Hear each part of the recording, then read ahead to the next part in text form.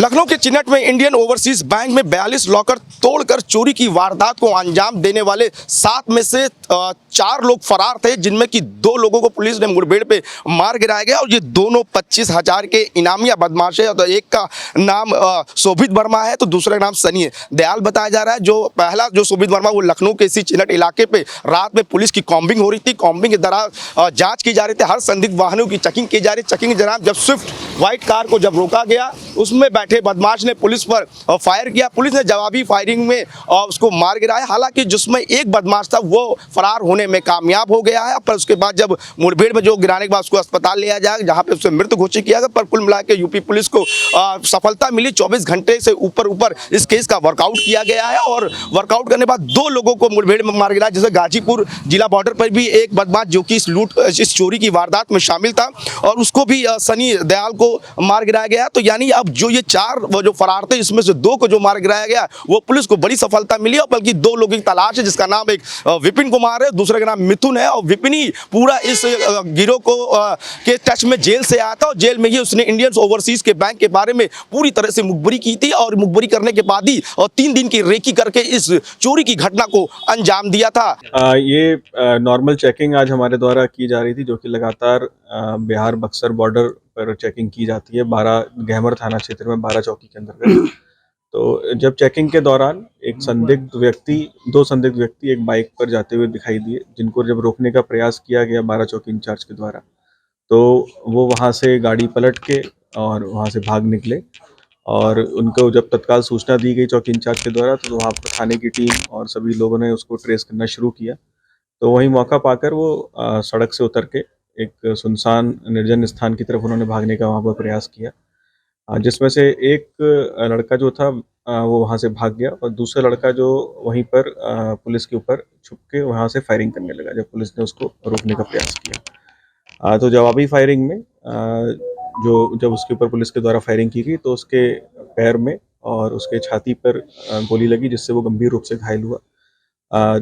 उस दौरान जब उससे पूछताछ की गई तो उसने बताया कि इसका नाम सनी दयाल है और ये मुंगेर का रहने वाला है। और ये लखनऊ में इंडियन ओवरसीज बैंक में एक नकबजनी की बड़ी घटना हुई थी, जिसमें काफ़ी भारी संख्या में बैंकों के लॉकर काटे गए थे और उनमें से पैसा और ज्वेलरी निकाला गया था। तो ये उसमें उसका ये वांछित था। और उसके उपरांत जो लखनऊ में चिन्हट थाना क्षेत्र में एक पुलिस मुठभेड़ के दौरान कुछ अपराधी पकड़े गए थे, उसमें ये वहाँ से बच निकले थे और अब ये बिहार भागने के प्रयास में लगे हुए थे।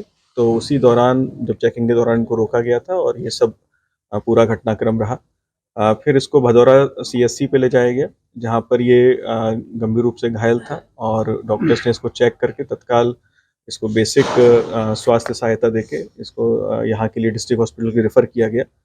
और डिस्ट्रिक्ट हॉस्पिटल आने पर डॉक्टर्स ने इसको भी चेक करके इसको मृत्यु उसकी डिक्लेयर की है। और इसके पास से कुछ ज्वेलरी और कैश भी इससे बरामद किया गया है, जो कि उसी घटना से संबंधित है।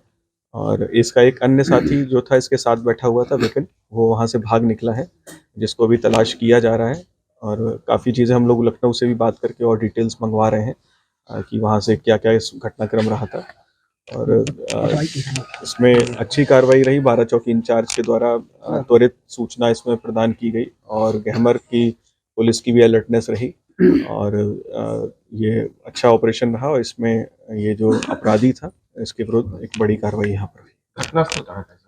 घटनास्थल 12 चौकी के अंतर्गत गहमर थाना क्षेत्र का बक्सर बॉर्डर के नज़दीक है। सर, इस पर कोई इनामिया तो नहीं था ये? नहीं, अभी तक ये इनामिया नहीं। हालांकि 17 दिसंबर को ये चोरी का पूरा प्लान बनाया गया था, ऐसा पुलिस का कहना है। हालांकि जिस तरह से इस वारदात को अंजाम दिया गया, पूरे रविवार का समय चुना गया था और रविवार रात देर रात तक गैस कटर के माध्यम से दीवार को छेद करके दीवार को तोड़ के अंदर दाखिल होकर 42 लॉकर तोड़े गए थे, जिसमें कई सारे नकदी और कई सारे जेवरात को वो अपने साथ ले गए थे। अब 2 जो फरार हैं उनकी तफ्तीश की जा रही है, पर पुलिस को एक बड़ी सफलता मिली है, क्योंकि जिस तरह से चिन्हट के बैंक रॉबरी हुई है उसको लेकर पुलिस की मुस्तैदी थी और पुलिस की चेकिंग था और पूरी टीमों का अलर्ट रखा था, जिले की नाकाबंदी कर रखी थी, जिससे कहा भी ये जो 4 चोर थे वो भाग ना सके, जिसमें कि 2 चोरों को मुठभेड़ में इनकाउंटर में मार गिराया। ये आज दिनांक 23 दिसंबर 2024 को पुलिस आयुक्त महोदय की क्राइम टीम और थाना चिन्हट की टीम जो थी वो लगातार क्षेत्र में कोम्बिंग कर रही थी अलग अलग जगहों पे।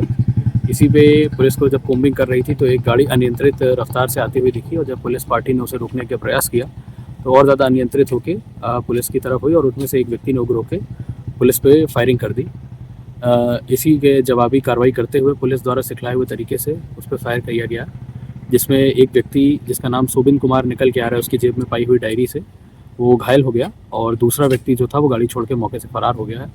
पुलिस द्वारा उसे इलाज के लिए CHC चिन्हट ले जाया गया है, जहां से उसको RML अस्पताल के लिए रेफर कर दिया गया है। वहाँ उसका इलाज कराया जा रहा है। अग्रिम कार्रवाई प्रचलित है। ये तस्वीरें आप देख सकते हैं जहां पर पूरे रिमार्क किया गया पुलिस ने, और जिस तरह से बॉडी पड़ी थी उस बॉडी का भी और रिमार्क किया गया, बताया गया कि बॉडी इस यहाँ पे गिरी थी, यहाँ पे वहाँ पे पिस्टल जो अवैध तमंचा था वो गिरा हुआ था, जहाँ पे उसके और भी थे वो गिरे हुए थे। तो पुलिस ने पूरा रिमार्क किया, पूरे सर्किल को मार्क कर दिया गया, जिससे कि जो भी आगे जो भी क्राइम सीन है, जो भी इन्वेस्टिगेट है वो आगे बढ़ सके। फॉरेंसिक टीम है, एसएसएल की टीमें पूरे इस डाटा को अपने हिरासत में ले चुके हैं। आगे की कार्रवाई की जा रही है। पर चिन्हट के ओवरसीज बैंक में जिस तरह से वारदात को अंजाम दिया गया उसके बाद से तमाम तरह के विपक्ष भी आड़े हाथ लेते हुए सरकार पे निशाना साध रहा था, पर पुलिस की एकदम मुस्तैदी और पुलिस की अलर्ट की वजह से ये जो आरोपी थे वो भागने में फिलहाल कामयाब नहीं हो सके। पर कुल मिला के एक कहने वाली बात है कि जो गैंग है वो बिहार का रहने वाला और वहां से ही ये गैंग संचालित करता था। वीडियो जर्नलिस्ट राहुल चौहान के साथ अनुज कुमार, भारत एक्सप्रेस, लखनऊ।